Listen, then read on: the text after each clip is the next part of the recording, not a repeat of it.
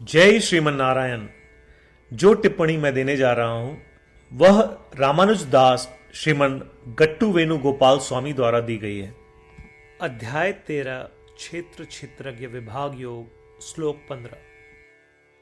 बहिरन्तश्च भूतानाम् अचरं चरमेव च सूक्ष्मत्वात् तदविज्ञेयं दूरस्थं च अन्तिके च तत्। ओम। गीताचार्य श्री कृष्ण परमात्मा हम सभी को अर्जुन के साथ क्षेत्र क्षेत्रज्ञ विभाग योग सिखा रहे हैं।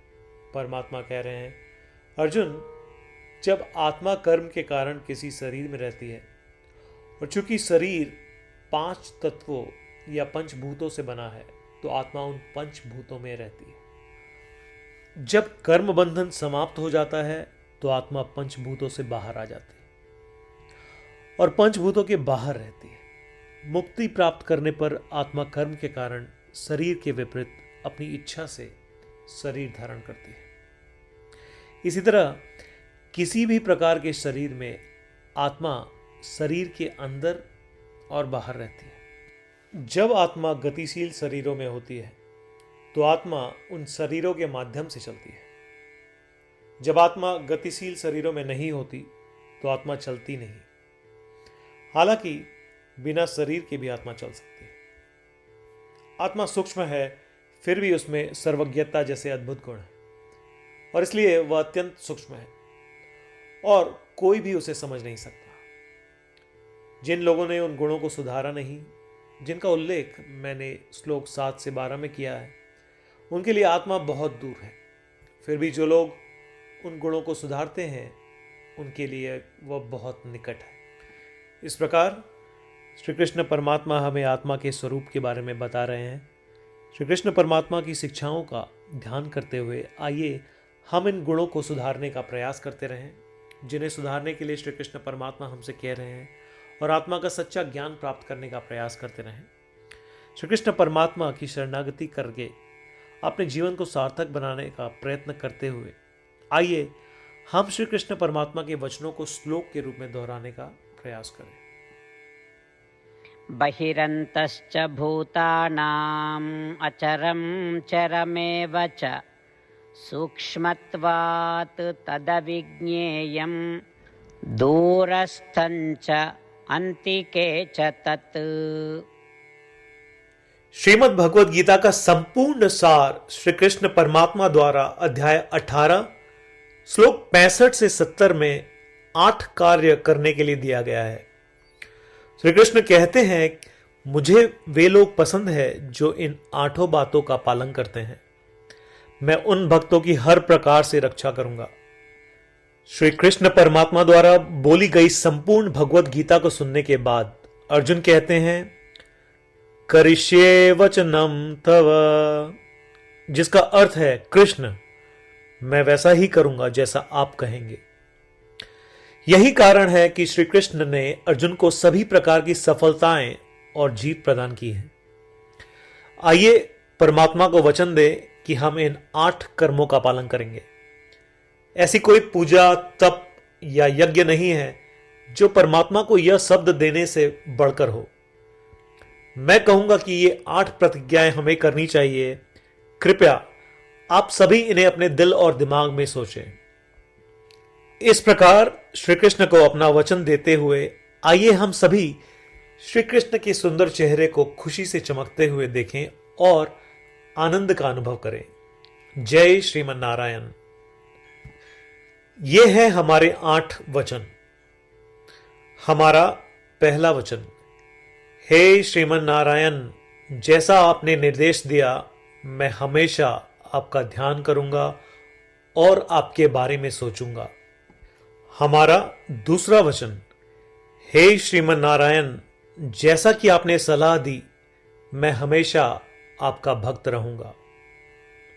हमारा तीसरा वचन, हे श्रीमन नारायण, मैं अपने सभी कार्य आपकी सेवा के रूप में और आपकी संतुष्टि के लिए करूंगा।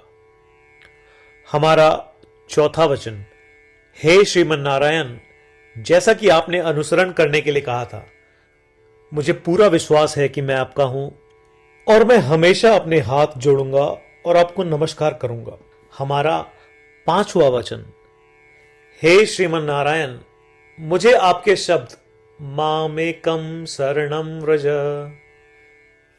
याद आते हैं, जो आपने सिर्फ और सिर्फ आपको ही समर्पण करने को कहा था। श्रीमन नारायण, मैं केवल आपके प्रति समर्पण करता हूं।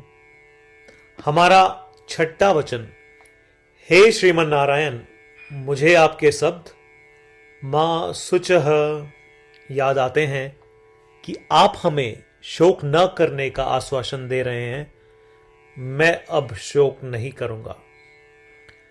हमारा सातवां वचन, हे श्रीमन नारायण, आपने हमारे लिए श्रीमद् भगवद गीता देकर हम सभी पर कृपा की है और आशीर्वाद दिया है। मैं कम से कम एक श्लोक पढ़ने या सुनने का वादा करता हूं। हमारा आठवां वचन, हे श्रीमन नारायण, आपने सारी मानवता को गीता प्रदान की। मैं गीता में आपके दिव्य शब्दों को उन भक्तों तक फैलाने का प्रयास करूंगा जो गीता से अपरिचित हैं। हमने अभी अभी परमात्मा को 8 वचन दिए हैं। प्रतिदिन श्रीमन नारायण को यह वचन देना कि हम वैसा ही करेंगे जैसा वे कहेंगे, अपने आप में एक महान पूजा है। आइए हम उसे अपने अटल विश्वास के साथ अपना वचन दें। श्रीमन नारायण करिष्ये वचनम तव, जिसका अर्थ है, श्रीमन नारायण, मैं आपके निर्देशों के अनुसार कार्य करूंगा। सर्वम श्री कृष्णार्पणमस्तु। जय श्रीमन नारायण। बहिरन्तश्च भूतानाम् अचरं चरमेव च सूक्ष्मत्वात् तदविज्ञेयं दूरस्थं च अन्तिके च तत्। ओम। बहिरन्तश्च भूतानाम् अचरं चरमेव च सूक्ष्मत्वात् तदविज्ञेयं दूरस्थं च अन्तिके च तत्।